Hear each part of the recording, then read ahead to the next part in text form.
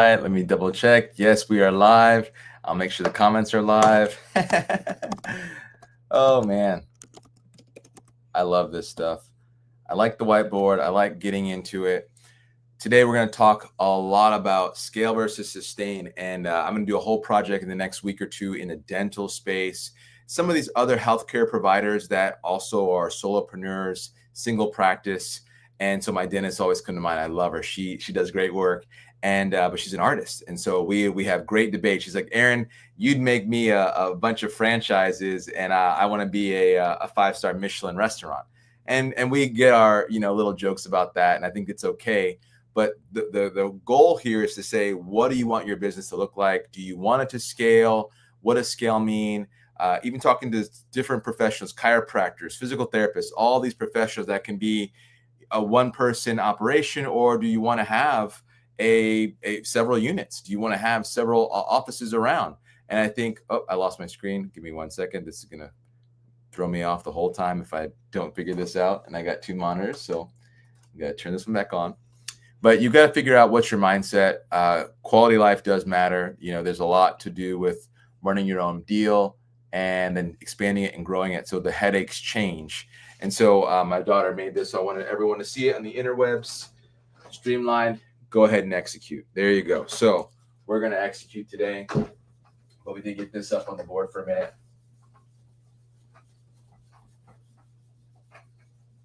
And so there's a couple of things. There's a lot of misnomers that I'll try to cover too. Is if a business is for sale, is it a bad business? Well, I don't think so. Not always. So you can buy, you can do organic, mergers, partnerships. So we'll talk about all these. It's no particular order. I just threw those out there right now, so you can just kind of have a framework, and I don't forget what I'm talking about for these 4 bullets. But first, we're going to start with organic, because that's actually really the one that's closest to money. So as an example, if you're already making money with your business, let's say you're a dentist, can you look at your hours and say, okay, our office is open from 8 a.m. to 4 p.m. Well, then the question is, can you get a second shift dentist to go from 4 p.m. to 7:30 or 8 p.m.? Or can you add on Saturdays and Saturday availability? Can you have an on-call type of service? So those are literally 3 things that if you look at all those, and some of the dentist offices are closed on Friday anyway. Well, if you're open on Friday, can you get more demand and more patients coming through? And again, we talk a lot about revenue. I talk a lot about revenue, but at the end of it, this is actually more patient care.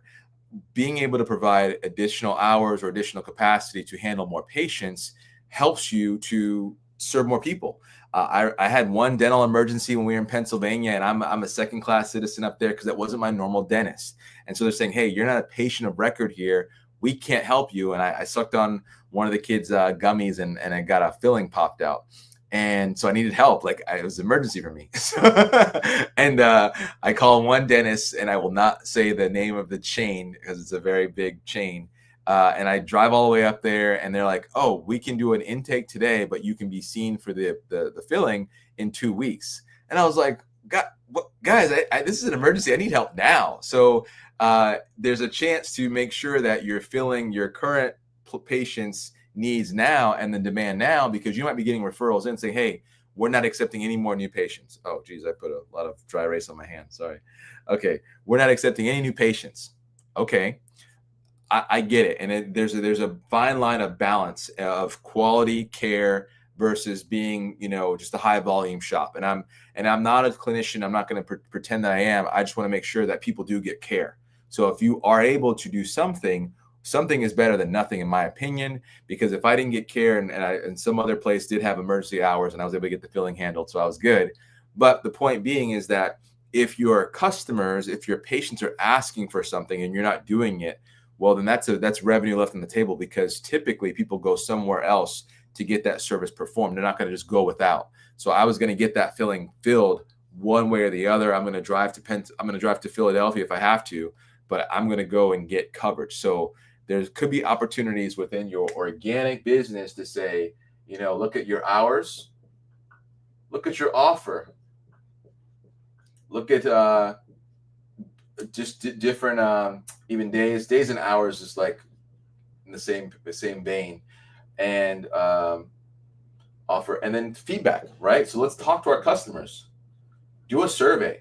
If you're not doing a survey, at least semi-annual, if you've been established for a while, semi-annual, you don't have to wear people out, but there should be a cadence of here's the biannual survey, here's the annual survey, and then I would respond to it. I personally am a fan of saying, hey, we received your feedback, and this is like after you've analyzed and set and taken action on some things, you'll see some changes based on the feedback. And what happens is you might call people out, but you might get more people in based on that feedback, that now they can tell their friends, oh, this place is great. They're open on Fridays. They're open on Saturdays.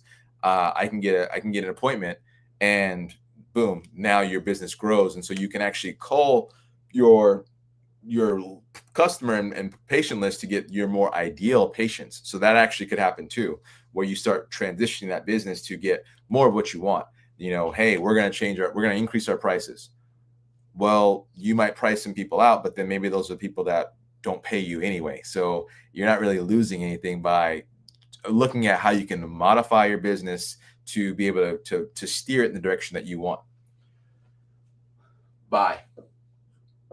There are a lot of people that are retiring. I talked about this in one of the other videos about the silver tsunami, and people are going to retire. Businesses come and businesses go. There are transactions happening.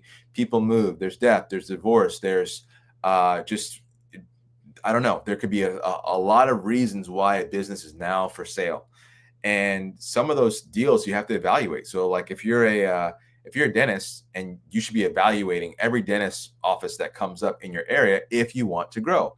And what we didn't talk about here, I'm going to say, is the mindset. So if you're going to be just the five-star Michelin office, that's okay. That's fine. And you're going to work 3.5 days a week. That's okay. I'm slightly jealous. So it's okay to say, hey, I'm not going to busy myself with any of these things until the very end. But that's sometimes we just don't know when that occurs. So that's where I think there's still some things you can be doing that prepare your business to be sold, to be sellable, or to be buyable for a buyer. And that's a whole separate conversation we get into if there's comments and feedback and people want to talk about that. But obviously having a manager in place, having systems, having procedures, having process, having a backup dentist already in place that your patients are already, I'm using dentists right now because I'm going to figure this dental thing out. There's so much potential to help more people. There's a staffing issue in there. So a lot of things that I'm going to be doing. You're going to hear more about me and dental here in the next several videos. But it's how can you help ease the transition from one dental service to another dentist. So that's an important thing. I'll use one example. This was a rough one, and I love the accountants, but everyone gets scared about selling their business and keeping everything quiet, even after the transition. So it's like, hey, I left my accountant, one of my accountants, when he sold the business, left, and then didn't tell anyone. Well, hey, I don't know the new person. I'm not comfortable with this. Literally the next person, I asked a friend of a friend to give me a referral, and then I got a new CPA. So it's like, I don't know who bought that business, but it's like, if that was the transition plan where it's in the middle of the night, that's very risky to me. So I prefer a little bit of a transition, especially when it's very relational like that. Sure, they probably kept 80% of the customers. Maybe I was the outlier 20%. But why risk that? Why risk that direction of transition? So I think there's a lot more to talk about with business transition, the best practices to do it. And again, that was after the deal was already done. So it's not like there couldn't have been an email and say, hey, I'm retiring, I'm moving. Here's the next person that's going to take care of your money and make sure you don't owe Uncle Sam anything. So it could have been a lot smoother, in my opinion. So that buy, sell transaction, a lot goes into this. It's hard to predict those because you never know when something's coming available. And if you're geographically limited or geographically focused, that also makes it a little bit difficult to know when you're going to see these targets of opportunity pop up. So what I also recommend is saying, hey, if I want to grow my operation through acquisition, you got to be proactive. I'm a proactive person. And so putting that out there, talking to people that are not for sale or not advertised for sale, saying, hey, if you ever consider transitioning out, can you text or call me first? Oh, well, I hadn't thought about that. I've called so many staffing companies, and I'm calling CEOs to try and help them grow their business. And I say, by any chance, are you ever thinking about selling? And they're like, you know what, Aaron, I hadn't thought about that yet. Tell me more. Like, it's like, you've been in business 20 years. Are you going to be in business 20 more years by yourself or doing the same thing? They're like, I hadn't thought about it. I'm like, and it's like, I'm shocked. And that's why I'm smiling so much. I'm shocked that people don't just give this any time of day to think through, what does that transition look like? And it could be 5 years down the road, but it's like, still text me first if it's 5 years, because I know that you're going to text me when you're ready to retire and I have that target of opportunity. So again, geographically limited or geographically focused, you have to be proactive with figuring out, letting people know that's what you're looking for, that's what you want. Let me get a sip of water. Okay, so we talked about organic, we talked about buying, mergers. This is tricky, could be tricky. It depends on just the setup. Sometimes this is a regional focus thing where maybe you can share office spaces, you can share some shared resources, and you can structure that deal to say, hey, everyone's going to contribute to the shared services, and there's a shared service agreement, admin assistant, electrical, all those other things that can help save space. But now, as an example, in the therapy space, you can have a therapy wellness center where you might have a chiropractor, a PT, a massage therapist, and now we can get a bigger office. We can share patients, and now it's like, oh, hey, you get a 3% or 5% discount if you get a massage from Susie because she's part of the group. And so you can have your own micro little consortium, if you will, of those partnerships. It doesn't have to be a merger. It can be like just a joint venture where, you just profit share and then you divvy up the lease and things like that. So there's ways to structure it.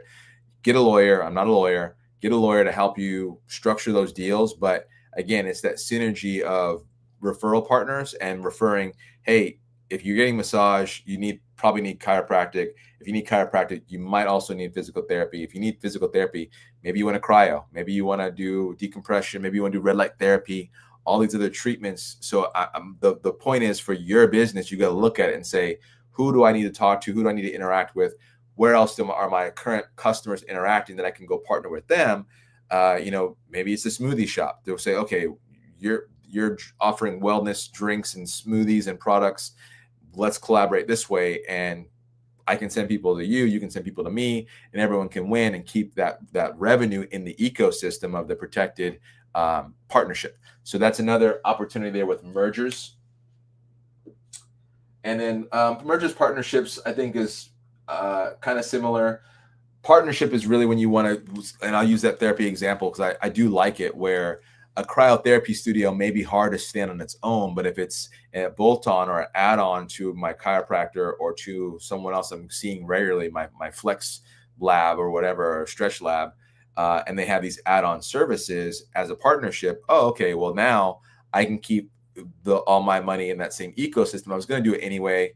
I need a massage. Oh, you have a massage therapist. I'm already here. I'm already used to coming here. So you can get that kind of collaboration just like that. So definitely opportunities there. And then also finding people that are strong where you might not be as strong. So if you're not an operator, then you need to find an operator. I'm an operator for hire, by the way. And if you are a clinician, and that's okay, be a clinician, be the best clinician you can be, but I'm going to be the best operator I can be.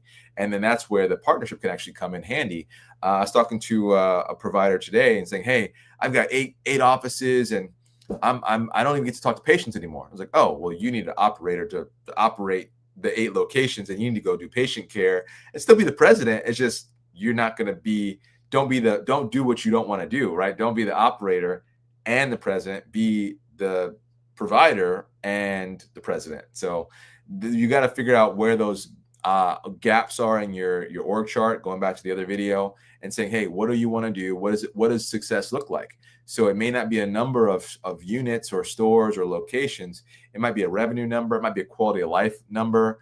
And all those things matter. And that's where really you can pick which one's the first one to talk about. But your mindset matters, because you've got to look and say, okay, I'm in a season right now. I've got one turning double digits and another one just hit 8. I can't travel more than 25%. I can travel some, but I just don't want to travel 75%. I don't know if I'm going to be a 75% person down the road anyway. The point is, what does quality of life look like? How I need to be home for dinner every night, or at least 4 out of 5 nights a week. I can work on Saturdays a little bit, but I don't work on Sundays. All these little pieces play in, so you've got to figure out what does that preferred future look like for yourself to say, okay, as long as, and that might be a good way to say it, as long as I'm off on Saturdays and off on Fridays half day, and I've doubled my revenue, the headache is worth it. But if you don't see those headaches as worth it to scale or grow, then sustain. And that's okay too. And just do a good job and sustain. But then I would still encourage you to make sure you keep up with the times, keep up with the equipment, keep up with the trends in your industry, whatever it is. And this is very hard to do because I'm picking a random industry, so I don't know who I'm talking to. But we can always do a quick intro call, one-on-one discovery call to see what your unique situations are for your industry, to see how do we tailor some of these comments and make it even more granular for your industry. So again, this is just a primer, an overview, but it's okay to sustain. It's okay to scale. You got to figure out what you want to do, what success looks like for you, what growth looks like for you. What is the mindset that you have? Do you want to grow? Are you afraid? Do you just need a little bit of encouragement and see someone else do it and say, okay, I'm willing to try. And trying might be saying, hey, we're gonna offer extra hours on Friday. Oh, okay, wow, thank you. I needed that. And then you can even soften the blow, soften the risk by talking to your customers, talking to your patients, and saying, hey, I'm thinking about opening on Fridays. If I did, and I'm going to offer this package, would you buy one? And if you would buy one, would you buy it right now at a 10% discount? And so you can pre-sell the offer in a survey, and you might get the resounding results that you're looking for that says, oh, well, we're actually losing money by not being open on Friday now, or whatever the case may be for you and your business model. So I hope this is helpful. I hope these comments kind of give you some ideas to think through. I've got a business. We're making money. Do I want to sustain it? Do I want to grow it? What does growth look like? And again, I love jumping into these businesses. We got a few offers coming out in August. So keep a lookout for more videos, more flyers. Like, comment, subscribe, share, and I grow my business from referrals. So if you know me and you know someone that, especially a dentist right now, I'm in this whole thing that wants to grow or wants to say, hey, Aaron, I'm working too much and I'm not making enough money, or I want to grow more, but I don't want to work with much more. Okay, let's figure that out. I love to meet with those people and see if I can help them. All my first discovery calls are free. Usually the second and third calls are free too. So I love jumping on calls and just getting to know people and seeing, hey, is there even a fit here? And if not, I have a network of people that I talk to in other parts of healthcare staffing, regular staffing, IT development, all these other places where we can help people grow their business to take care of their families and their communities. Okay, thanks so much. And I'll try not to have too much dead air when I find the end stream button. Take care. Bye.